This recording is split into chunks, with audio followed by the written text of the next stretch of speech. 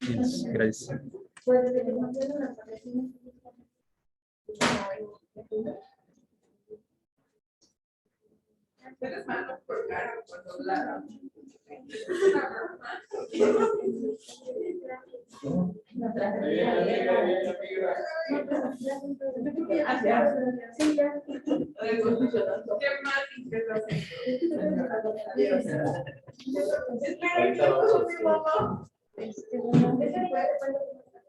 Ni siquiera sabía explicar. Ya Ya, vamos a hola, comenzar la clase de la ¿Sí? doctora. No, todavía faltan, pero...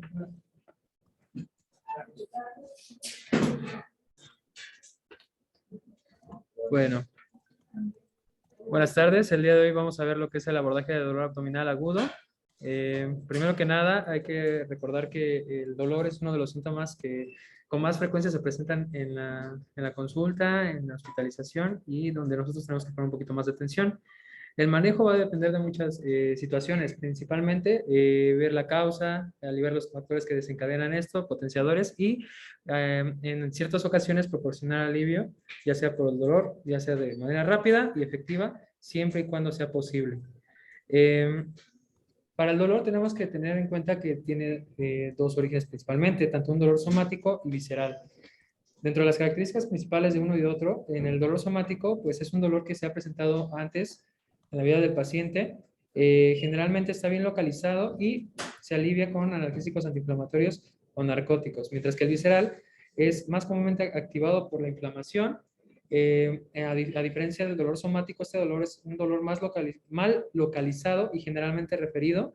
Está asociado más que nada a molestias difusas, por ejemplo, náuseas, hinchazón, etcétera, etcétera. Y en la mayor parte de las veces aliviado por analgésicos de tipo narcótico. Recordando un poquito y regresando a lo que es las bases de la medicina, es necesario realizar una buena anamnesis y exploración física. Sin embargo, en relación al abdomen agudo, la exploración física puede ser muy poco reveladora en realidad y en muchas ocasiones hasta engañosa.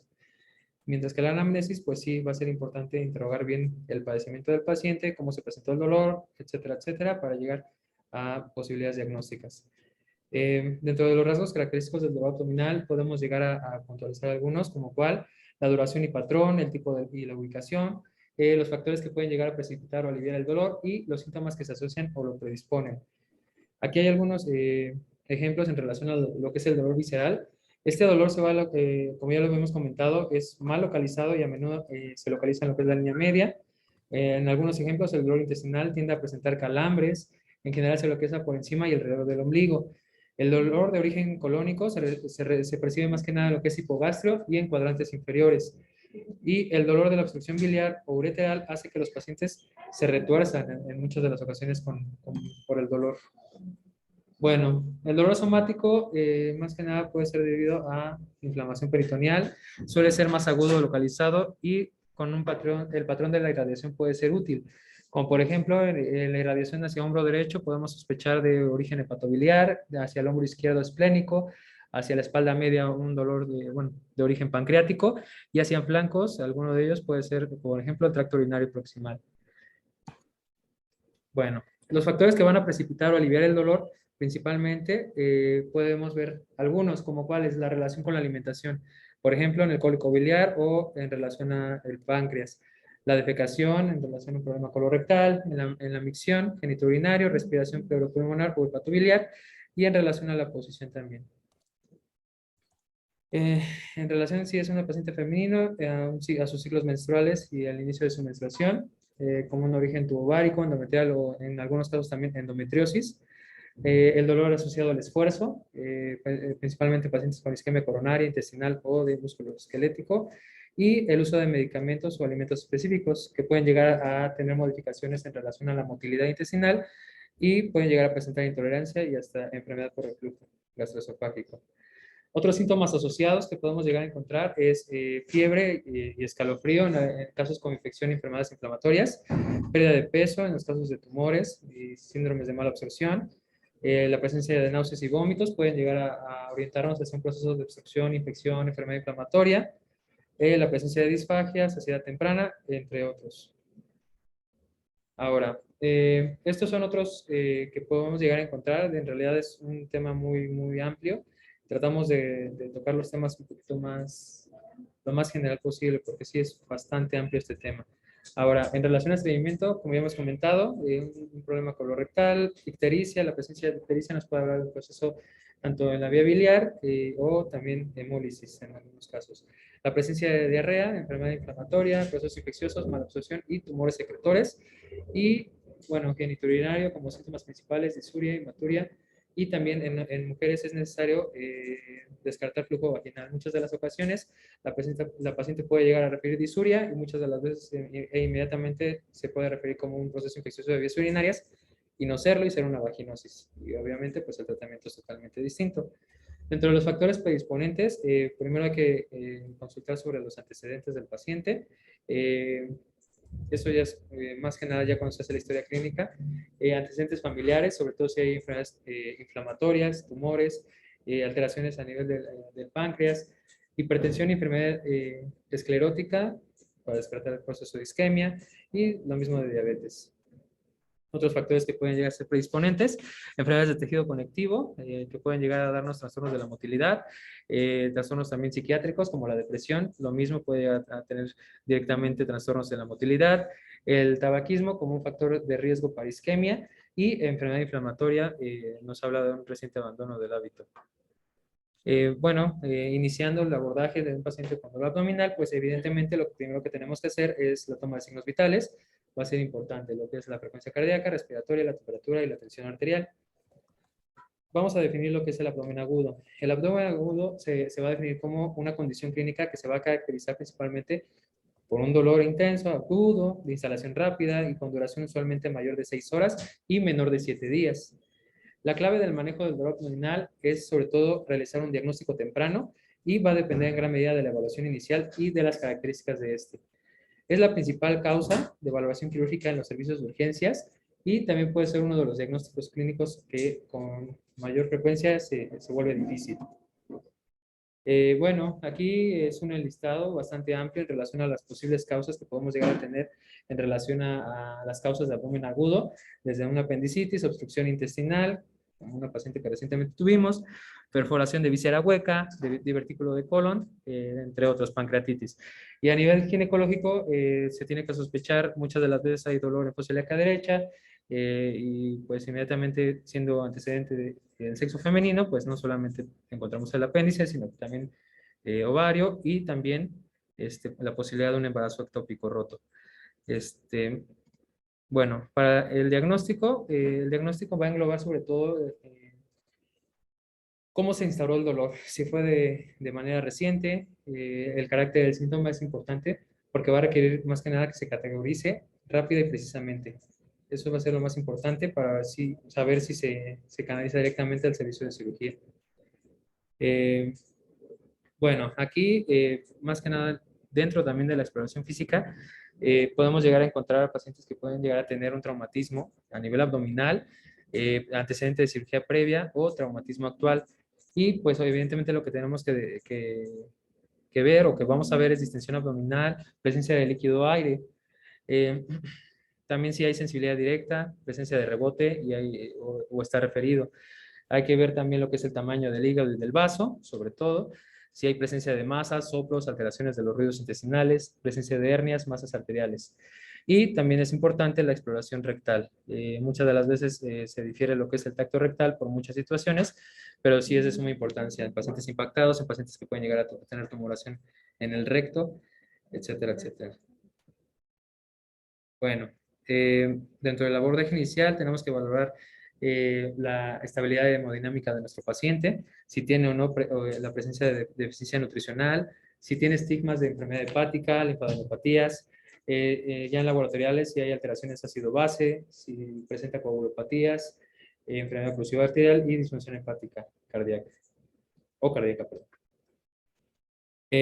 Bueno, de manera general, entre los signos y síntomas que podemos llegar a tener, el paciente puede llegar a presentar lo que es el dolor abdominal, presencia de náuseas, vómito, epigastralgia, anorexia, fiebre, síntomas urinarios o lumbares.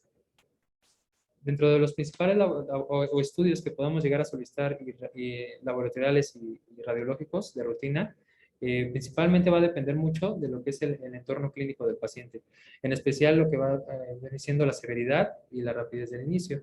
Sobre todo, pues se tiene que solicitar biometría hemática, química sanguínea, electrolitos y tiempos, radiografía de tórax, sobre todo para evaluar la presencia de enfermedades que involucran corazón, pulmones y pleura, realizar el electrocardiograma, como sabemos en los pacientes diabéticos, puede llegar a presentar dolor en epigastrio y estar presentando un infarto inferior.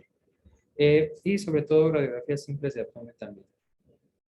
Ahora, para nosotros definir lo que es el abdomen agudo, bueno, aquí lo tenemos. El abdomen agudo va a tener dos clasificaciones. El abdomen agudo médico y el abdomen agudo quirúrgico. El abdomen agudo médico se va a definir como un conjunto de enfermedades muy variadas que tienen síntomas predominantemente abdominales, con menos de 7 días de evolución y que no requieren tratamiento quirúrgico. Su prevalencia es del 5% de los casos y dentro de sus principales causas podemos encontrar lo que es gastroenteritis, dolores ginecológicos, cólicos biliares, pancreatitis y, bueno, también cólicos intestinales y ureterales. Y bueno, ahora sí lo que es el abdomen quirúrgico, el cuadro clínico es caracterizado principalmente por dolor abdominal, la etiología es imprecisa, sin antecedentes similares previos y que tiene una evolución mayor a 6 horas, con un rápido y marcado deterioro del estado del paciente. En estos casos, la prevalencia es del 95% y dentro de las principales causas, la apendicitis, peritonitis, colecistitis y bueno, el listado que tenemos aquí, ¿vale? Nosotros, bueno, aquí también podemos ocupar lo que es la clasificación de Griezmann para lo que es el abdomen agudo quirúrgico. En esta podemos encontrar, bueno, que se divide en 5 principalmente. El abdomen agudo quirúrgico inflamatorio, perforativo, obstructivo, hemorrágico y oclusivo vascular. Dentro de las causas principales del inflamatorio podemos encontrar lo que es el apendicitis, la pancreatitis, colecistitis, salpingitis y diverticulitis. Aquí nada más un pequeño paréntesis con lo que es la pancreatitis, debido a que, bueno, aquí nos mencionaban que el dolor abdominal es de comienzo brusco, pero no brutal e intenso. Muchas de las veces también podemos llegar a una pancreatitis que puede llegar a ser hasta de presentación, como lo refieren aquí, como brutal. Perforativo, dentro de las causas principales, la úlcera gástrica y o gastroduodenal, el traumatismo abdominal cerrado, sobre todo en accidentes automovilísticos, de moto, etcétera, etcétera. Traumatismo abdominal abierto, heridas penetrantes o la presencia de neoplasias. En estos casos, la presentación es sobre todo que hay la presencia de dolor abdominal que comienza bruscamente y brutalmente y es continuo. Y aquí el patrón es increciendo, de tipo punzante, como bueno, los pacientes lo refieren como una puñalada. El abdomen agudo quirúrgico de tipo obstructivo, las principales causas, vamos a dividirlas en 2, en hilio funcional y en el hilio mecánico. El hilio funcional vamos a encontrar lo que es peritonitis, posquirúrgica, parálisis intestinal, alteraciones metabólicas, mientras que en el hilio mecánico podemos encontrar neoplasias, procesos inflamatorios, litiasis biliar, bridas, fecalomas o parásitos. La presentación prácticamente es, como hemos comentado, la presencia de dolor abdominal, es lo mismo de inicio brusco, intenso, pero la diferencia es que aquí es de tipo cólico, en la oclusión orgánica sobre todo. El dolor abdominal en muchas de las ocasiones se vuelve sordo, muchas veces el paciente no sabe definir cómo es persistente, intenso y difuso. Y presentan vómitos abundantes que van progresando paulatinamente.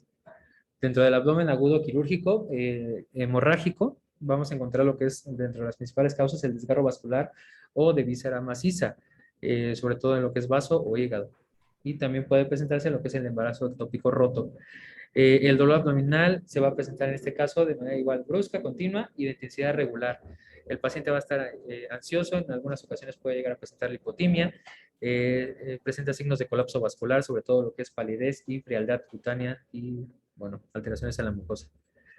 Finalmente, en lo que es el abdomen agudo quirúrgico oclusivo vascular, vamos a encontrar las causas, entre las principales, la placa ateromatosa, embolia, traumatismo, cirugía de válvulo o hernia estrangulada. Aquí, bueno, es el comienzo agudo, es súbito, es violento, generalizado y es persistente el dolor. Los vómitos son reiterados y a veces se vuelven fecaloides. Entonces aquí también hay que tenerlo presente como la principal causa de este tipo de vómitos. No todos los abdomen agudos van a dar vómitos fecaloides. Ahora, dentro de los criterios para hospitalizar a un paciente o realizar un procedimiento, pues más que nada todo dolor abdominal que persiste a pesar del manejo y con mal estado general es uno de los criterios. Dolor abdominal con signos de irritación peritoneal, evidentemente también tiene que ser un criterio de hospitalización y en algunos casos puede llegar a ser evidentemente quirúrgico. Hallazgos radiográficos o sonográficos de presencia de líquido libre en cavidad reportada en el ultrasonido o presencia de neumoperitoneo en la radiografía o niveles hidroaéreos, como ya vimos recientemente. En ese momento, pues lo que tenemos que hacer es evidentemente interconsultar el servicio de cirugía o la especialidad que creamos más pertinente.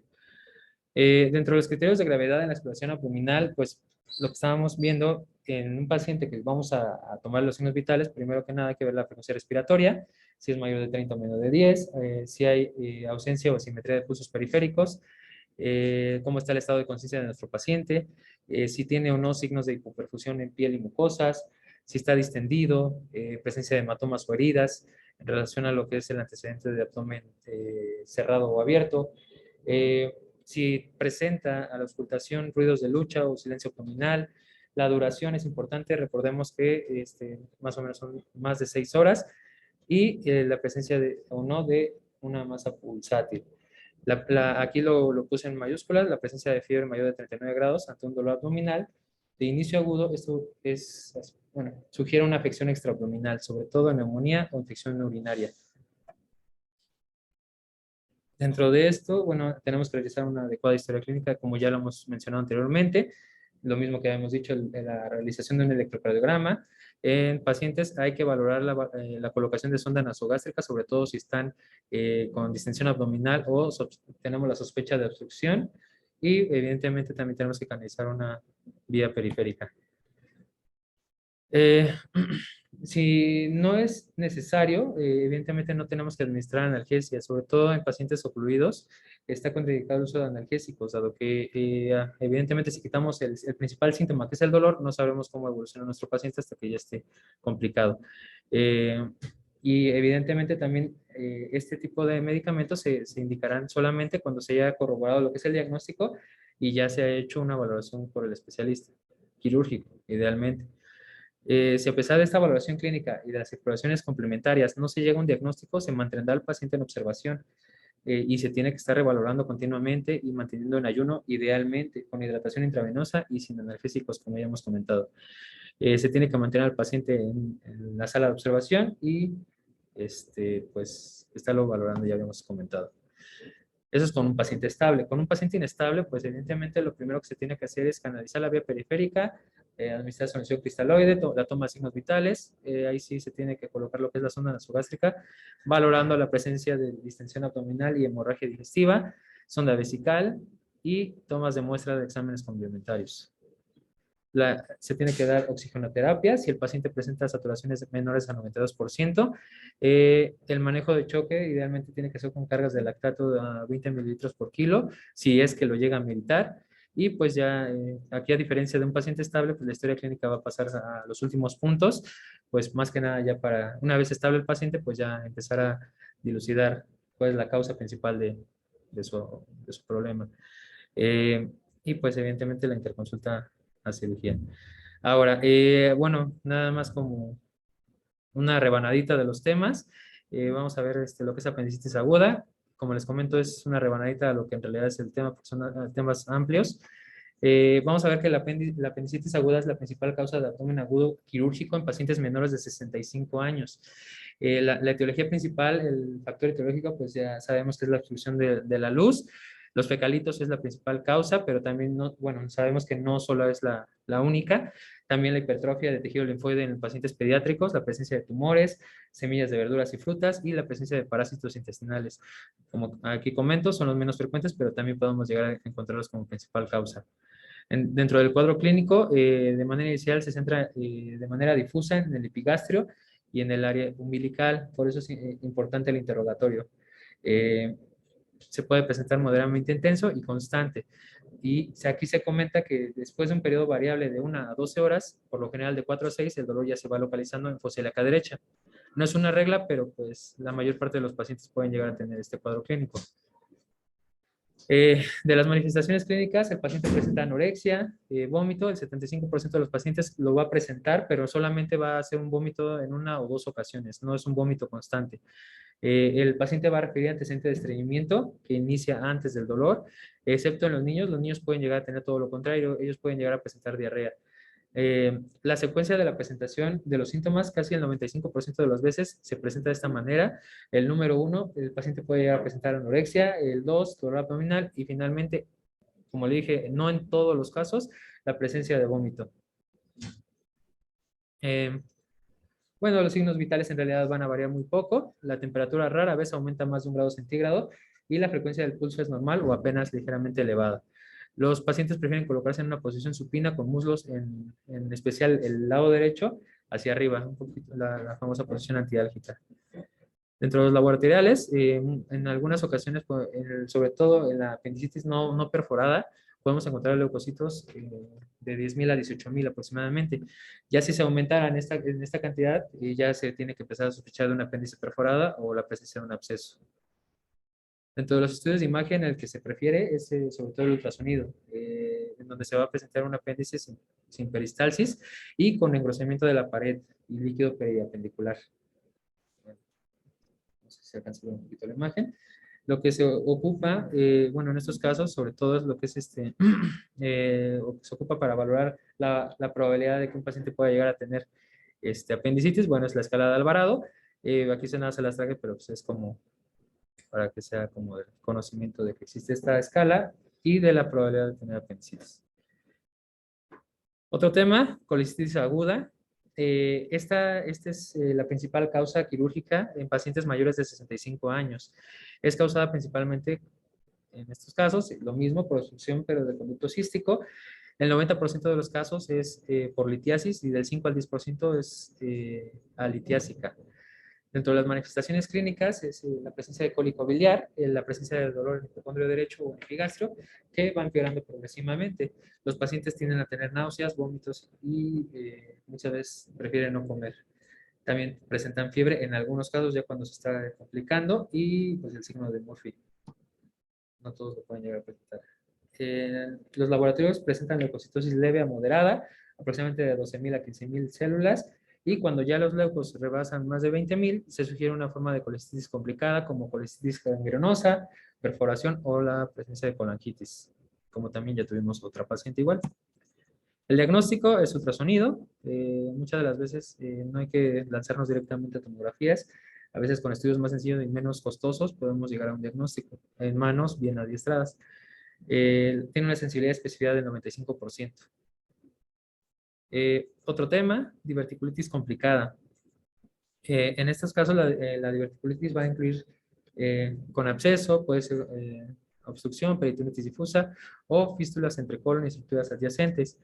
Esta es otra escala que se ocupa muchas veces porque en base a esta escala y el estadio en donde vas a poner a tu paciente es el tratamiento que le vas a dar. Escala de Hinchey. El tratamiento, como ya hemos comentado, va a depender mucho de este grado de contaminación que puede llegar a tener el paciente. En abscesos menores de 2 centímetros pueden tratarse antibióticos parenterales y pues los más grandes se pueden llegar a tratar mediante drenaje percutáneo guiado, por lo que es la tomografía computarizada. Y bueno, casi la mayor parte de estos pacientes van a terminar en una resección intestinal.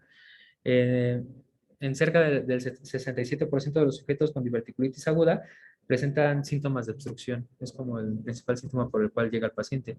Y el tratamiento quirúrgico, pues, por la localización, porque es más común encontrar en pacientes con enfermedad diverticular, sobre todo en sigmoides. Podemos llegar a encontrar otra parte del colon, pero principalmente es en colon sigmoides, pues es la resección del sigmoide con colostomía terminal.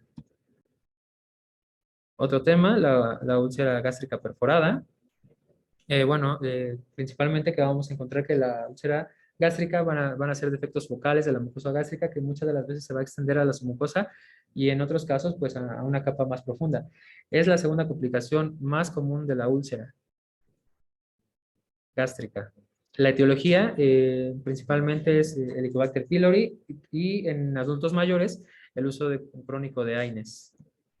El diagnóstico, pues muchas de las veces en estos casos, un paciente joven con dispepsia y dolor epigástrico o ambos, podría ser adecuado recurrir a un tratamiento empírico. Todos los pacientes mayores de 45 años normalmente se realiza por endoscopía. Y también otro de los que se puede realizar es una radiografía en donde podemos llegar a tener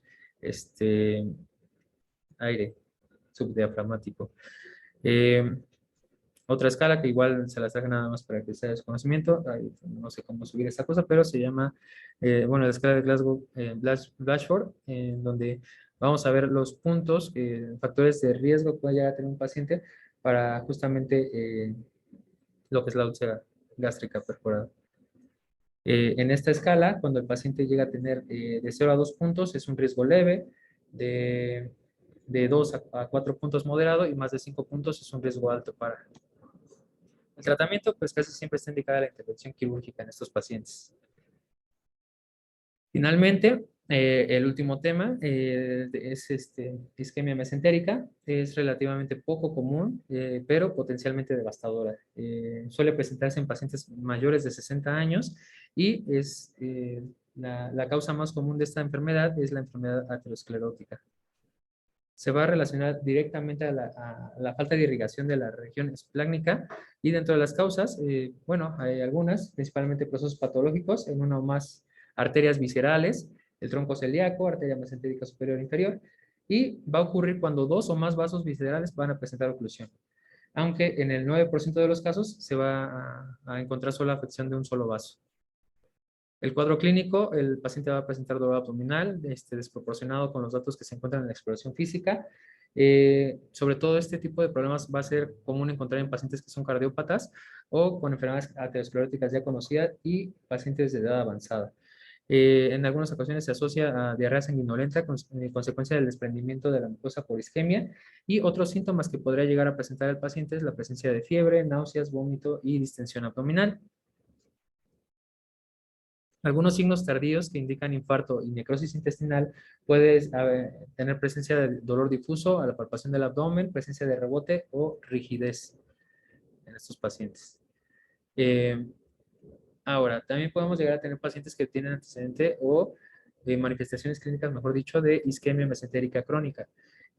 Son manifestaciones muy sutiles debido al desarrollo de una extensa red colateral que puede llegar a tener a través de los años el paciente.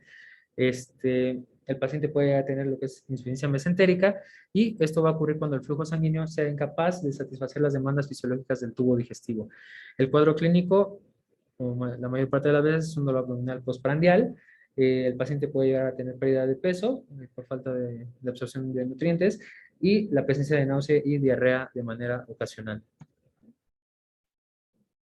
Bueno, aquí podemos llegar a encontrar dentro de esta patología el síndrome de compresión de la arteria celíaca. Es muy común este síndrome, sobre todo en mujeres jóvenes entre 20 y 40 años de edad, que, bueno, dentro de su cuadro clínico presenta dolor abdominal en la porción superior del abdomen precipitado por el consumo de alimentos. Entonces, aquí es más que nada diagnósticos diferenciales, a pesar de que es un diagnóstico muy poco común, no hay que descartarlo en su totalidad. Dentro de los laboratorios podemos llegar a encontrar hemoconcentración, presencia de leucocitosis, acidosis metabólica, sobre todo por el metabolismo anaerobio que pueden llegar a presentar, incremento de la amilasa por isquemia intestinal, incremento del lactato e hiperpotasemia y azoemia en etapas avanzadas por la cronicidad del cuadro. Dentro del gabinete es necesario realizar por lo menos una radiografía simple de abdomen. El dato más común en estos pacientes es el hilo adinámico con ausencia de gas en el abdomen. Nos puede proporcionar datos para excluir otras causas del dolor abdominal, sobre todo presencia de obstrucción, perforación o vólvulo. Y cuando se presenta lo que es un infarto intestinal, podemos llegar a tener tanto neumoperitoneo y neumatosis intestinal y gas en la vena porta. ¿Serviría una radiografía, doctora, en los pacientes que tienen una actividad? ¿Una radiografía de tórax? Sí. Sí, de hecho se mencionó al inicio de la plática. Porque ¿qué buscarías? Bueno, en los pacientes que tienen dolor abdominal hay que descartar procesos neumónicos, también afecciones de la pleura, bueno, infecciones Pero como tal, políticas. como parte del abordaje de tu dolor abdominal. Ajá. Sí, no, yo creo que va más porque te gustaría saber ese diafragmático, ¿no? O sea, pues pensando en que tu paciente está perforado, o sea, que es una radiografía que tienes que centrar al paciente, por lo menos, y tomar la radiografía y lo que buscaría sería el aire subdiafragmático, pensando que la causa está causa del dolor perforado. abdominal sea Una probable perforación. Ajá, de vísceras. Ok. Ujú. Va. Bueno, esto ya lo pasé. Bueno, aquí va a ser siempre necesario incluir una tomografía mínimo de abdomen. Para realizar lo que es el diagnóstico definitivo, tenemos que realizar una arteriografía mesentérica biplanar. La verdad no sé si esto se realiza aquí, pero bueno, es lo que mencionaban en la literatura, en donde nos van a mostrar lo que es la oclusión o casi la oclusión de la arteria celíaca y de la arteria mesentérica superior. El tratamiento va a depender sobre todo de la situación clínica de cada paciente, la exploración quirúrgica para valorar la variabilidad intestinal y llevar a cabo la reconstrucción vascular. El tratamiento va a ser endovascular y sobre todo se tiene que valorar la posibilidad de tratamiento trombolítico con catéter, sobre todo en el ejemplo de la isquemia mesentérica aguda. Y ya.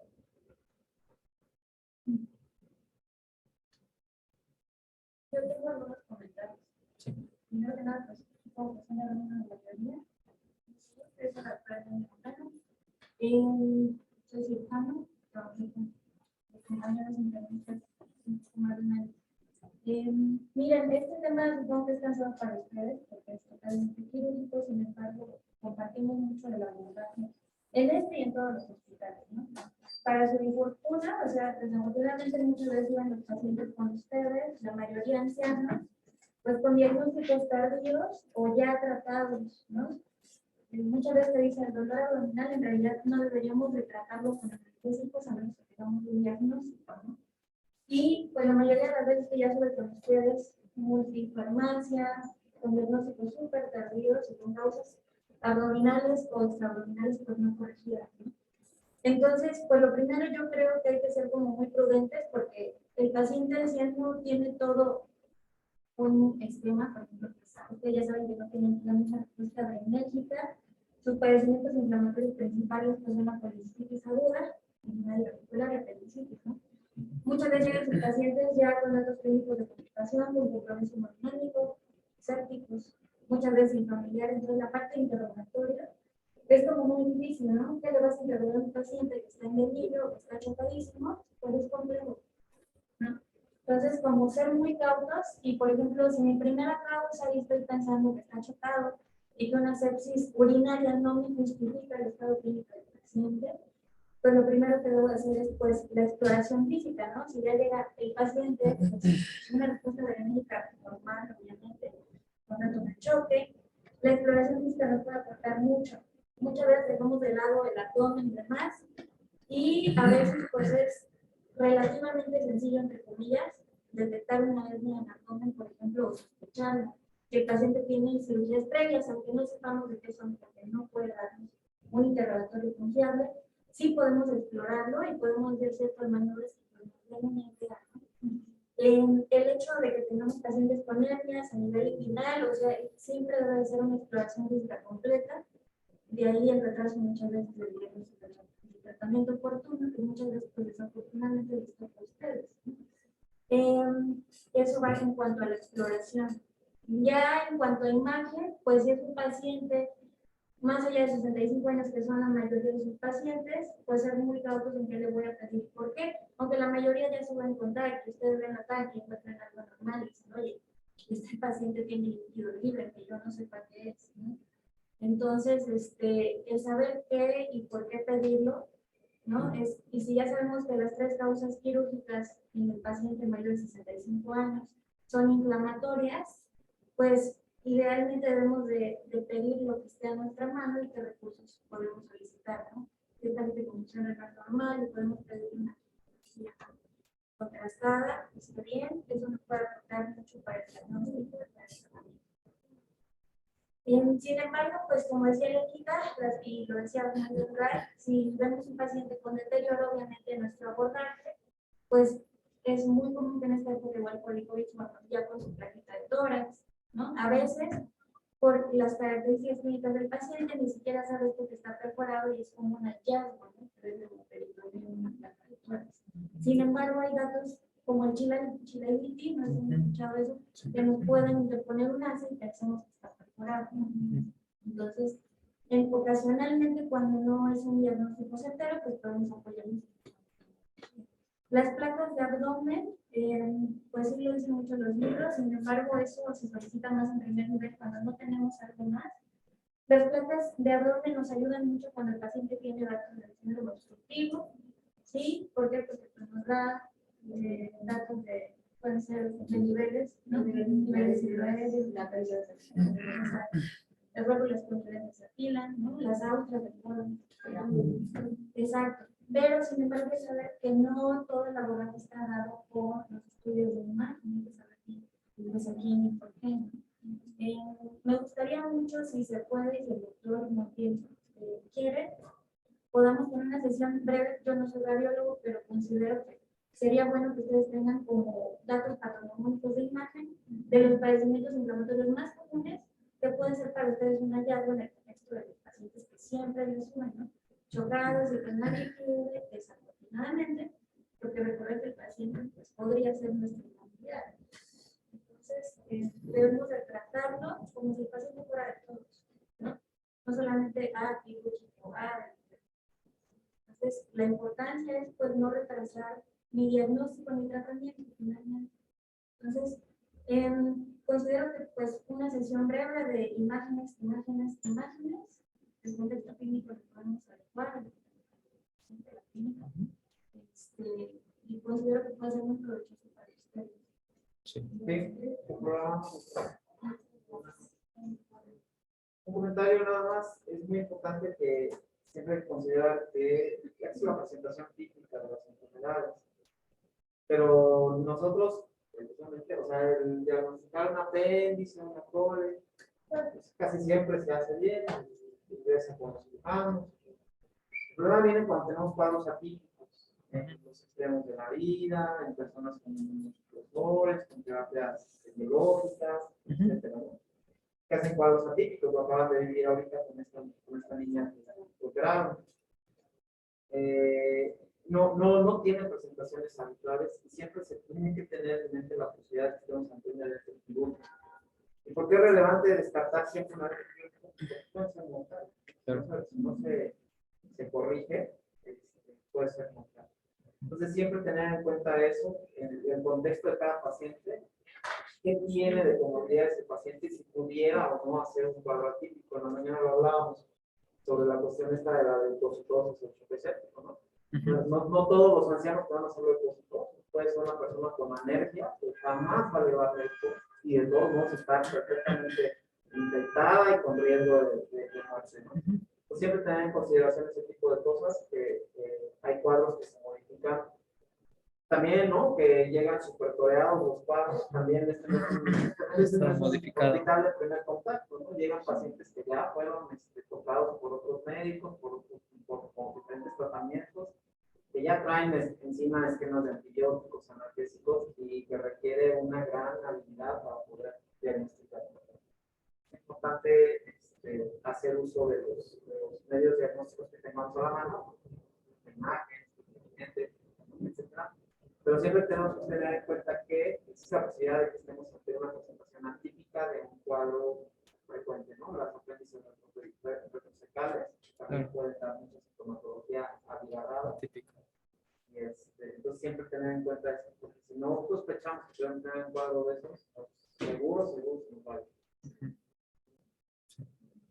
Igual, bueno, también en los pacientes hay que considerar los diabéticos. Nosotros nos habla mucho de diabéticos en largo tiempo y mal controlados. Ellos tampoco van a presentar un cuadro clínico típico, ¿no? O sea, también se modifica por lo de la neuropatía diabética.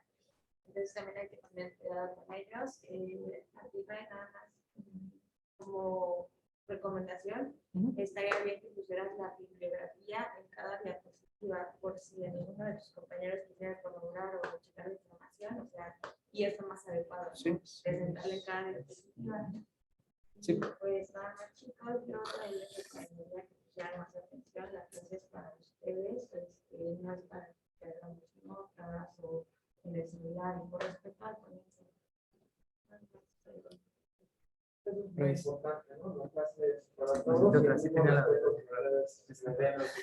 es que no vamos a recibir, es el riesgo.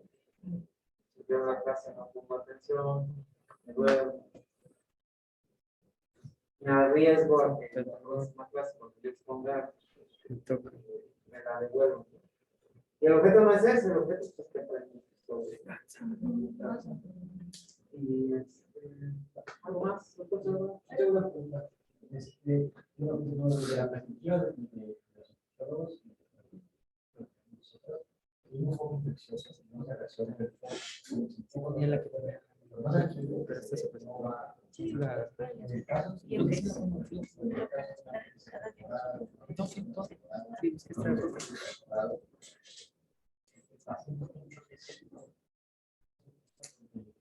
No hay complicación absoluta para toda una.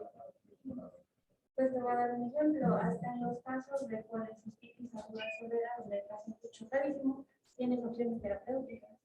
Una de ellas es colecistectomía subcutánea, la cual el objetivo es, si se permite, colocar una sonda, por ejemplo, en el ratón, a la vesícula únicamente para abdominal. Y eso se puede ver hasta aquí de cama. La mayoría de los pacientes con un contexto de choque certificación súper inestable, pues necesitan todo el manejo ventilatorio y soporte hemodinámico, ¿no? Y puede ser una mini laparotomía. Digo, eventualmente los pacientes lo que requieren es colecistectomía, ¿no? Pero hay opciones de drenaje, ¿no? De la mortalidad, pues ya dependerá de las condiciones del paciente, pero siempre hay que optar todo un poco infeccioso no resuelto. O sea, todo está no drenado